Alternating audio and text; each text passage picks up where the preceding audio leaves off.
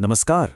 आज हम एक ऐसे शक्तिशाली विचार की कहानी को समझेंगे जिसने एक पूरे महाद्वीप का नक्शा ही बदल कर रख दिया। एक ऐसा विचार जिसने यूरोप को हमेशा हमेशा के लिए बदल दिया। ये जो नक्शा है ये 19वीं सदी के यूरोप का है, साम्राज्यों का महाद्वीप। लेकिन हवा में ना एक नया विचार तैर रहा था। एक ऐसा विचार जो लोगों को राजाओं से ऊपर रखेगा और इस नक्शे को हमेशा के लिए बदल देगा। और वो विचार था राष्ट्रवाद। इसने सिर्फ सरहदें ही नहीं बदलीं, इसने तो राजाओं और साम्राज्यों की नींव हिला दी। पर सवाल यह है कि आखिर एक अकेला विचार ये सब कुछ कर कैसे पाया। चलिए इसी की पड़ताल करते हैं। तो चलिए एक कहानी की शुरुआत करते हैं, एक नए विचार की जन्म से। इससे पहले कि हम लड़ाइयों और क्रांतियों की बात करें, यह समझना जरूरी है कि ये विचार, ये राष्ट्रवाद आखिर है क्या चीज। राष्ट्रवाद, देखिए, आसान शब्दों में कहें तो ये एक एहसास है, एक एकता की भावना। ये सोच कि लोग सिर्फ किसी राजा की प्रजा या किसी साम्राज्य का हिस्सा नहीं है, बल्कि वे खुद एक राष्ट्र हैं। एक राष्ट्र जो शायद एक भाषा, एक संस्कृति या फिर कुछ साझे मूल्यों से जुड़ा हो। मतलब ये मैं राजा का गुलाम हूं से मैं एक फ्रांसीसी हूं या मैं एक इटालवी हूं तक का सफर है। पूरा पर्सपेक्टिव ही बदल गया। हाँ, पर यह बदलाव कोई रातों रात नहीं हुआ। इसकी चिंगारी सुलग तो बहुत पहले से रही थी। कह सकते हैं कि पुनर्जागरण के दौरान इसके बीज बोए गए थे। लेकिन 1789 में हुई फ्रांसीसी क्रांति ने इस चिंगारी को सच में एक आग में बदल दिया। और फिर 19वीं सदी तक तो ये आग पूरे यूरोप में, आप कह सकते हैं, जंगल की आग की तरह फैल गई।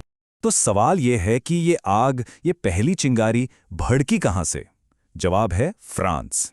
और इसका ताल्लुक है इतिहास के सबसे मशहूर किरदारों में से एक से, नेपोलियन। देखिए, फ्रांसीसी क्रांति ने राजनीति को इलीट लोगों के महलों से निकालकर सड़कों पर आम लोगों के बीच ला दिया। ये कोई छोटा मोटा बदलाव नहीं था, ये एक भूचाल था। इतिहास में पहली बार ऐसा हो रहा था कि देश की पहचान, उसकी राजनीति आम लोगों का मामला बन गई थी।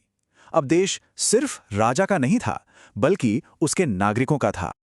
और फिर इसी उथल-पुथल के बीच मंच पर आता है नेपोलियन बोनापार्ट, एक सम्राट जिसने अपनी जीतों से क्रांतिकारी विचारों को फैलाया। और विडंबना देखिए, यही आदमी अनजाने में राष्ट्रवाद का सबसे बड़ा प्रचारक बन गया। नेपोलियन का असर ना दो धारी तलवार जैसा था। एक तरफ तो वो निर्माता था, जहां जहां वो गया उसने मॉडर्न आइडिया और कानून फैलाए। जर्मनी और इटली को तो पहली बार राजनीतिक एकता का स्वाद उसी ने चखाया। लेकिन दूसरी तरफ वो एक प्रेरक भी था।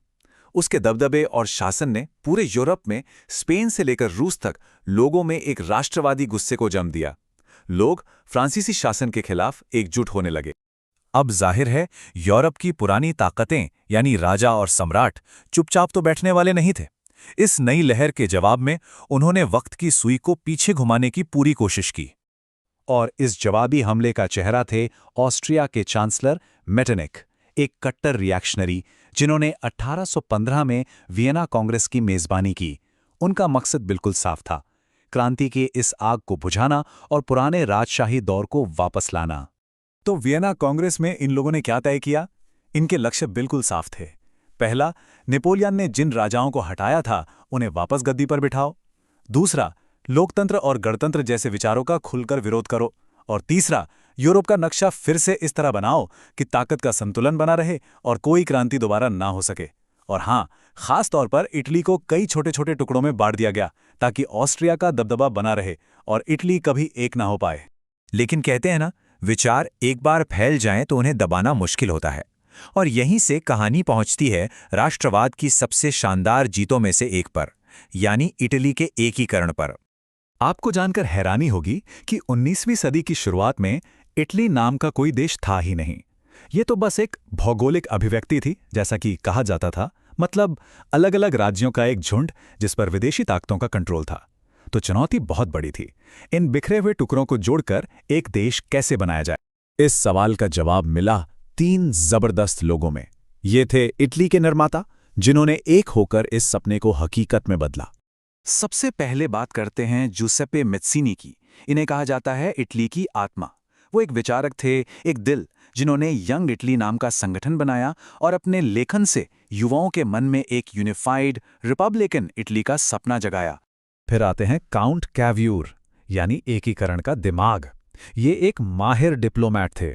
इन्होंने अपनी पॉलिटिकल स्ट्रैटेजी का इस्तेमाल किया, फ्रांस से हाथ मिलाया और ऑस्ट्रियाई साम्राज्य को इटली से बाहर खदेड़ने का रास्ता बनाया। और फिर थे जिसेप्पे गैरिबाल्डी, यानी एकीकरण की तलवार, एक कैरिज्मेटिक मिलिट्री लीडर जिनकी वॉलंटियर सेना ने दक्षिणी इटली को आजाद कराया और उसे इस नए राष्ट्र का हिस्सा बनाया। ये थे एक्शन हीरो। और इन तीनों की मेहनत का नतीजा ये रहा आपके सामने। एक तरफ देखिए बिखरे हुए राज्यों का समूह और दूसरी तरफ एक एकीकृत राष्ट्र। ये तस्वीर खुद बताती है कि राष्ट्रवाद के विचार में कितनी ताकत थी। तो एक तरफ तो इटली बन रहा था, लेकिन ठीक उसी वक्त उत्तर में यूरोप के दिल में एक और देश आकार ले रहा था। और ये कहानी है जर्मनी के एकीकरण की। इटली के ही तरह जर्मनी भी तब कोई एक देश नहीं था। ये तो करीब 300 छोटे बड़े राज्यों का एक बिखरा हुआ इलाका था। कोई पॉलिटिकल यूनिटी नहीं, कुछ नहीं। और मजे की बात देखिए, जर्मन एकीकरण की शुरुआत का श्रेय भी नेपोलियन को ही जाता है। 1806 में जब उसने राइन संघ बनाया तो अनजाने में ही उसने इन बिखरे हुए राज्यों को पहली बार एक साथ ला दिया था। यहीं से एक कॉमन जर्मन पहचान की भावना पनपने लगी। लेकिन असली काम किया एक ऐसे शख्स ने जिसकी सोच बिल्कुल अलग थी, ओटो वॉन बिस्मार्क। उन्होंने कहा था, आज के बड़े सवाल भाषणों और बहुमत के फैसलों से नहीं बल्कि लोहे और खून से तय होंगे। ये थे बिस्मार्क, जो आदर्शों में नहीं सिर्फ ताकत में विश्वास करते थे। और उन्होंने ठीक वैसा ही किया। प्रशिया के चांसलर ओटो वॉन बिस्मार्क की लीडरशिप में जर्मनी को पॉलिटिकल स्ट्रैटेजी और जबरदस्त मिलिट्री पावर के दम पर एक किया गया। 1871 तक एक नया जर्मन साम्राज्य खड़ा हो चुका था, जिसे, जैसा बिस्मार्क ने कहा था, लोहे और खून से बनाया गया था। तो राष्ट्रवाद की भावना ने 19वीं सदी के यूरोप के महान राष्ट्रों का निर्माण किया। हमने देखा कि कैसे इसे एक विचार ने साम्राज्यों को गिरा दिया और नए देश बना दिए। पर यहां एक बड़ा सवाल खड़ा होता है, जिस भावना ने लोगों को जोड़ा और देश बनाए, क्या वही भावना उन्हें तोड़ने का कारण भी बन सकती है?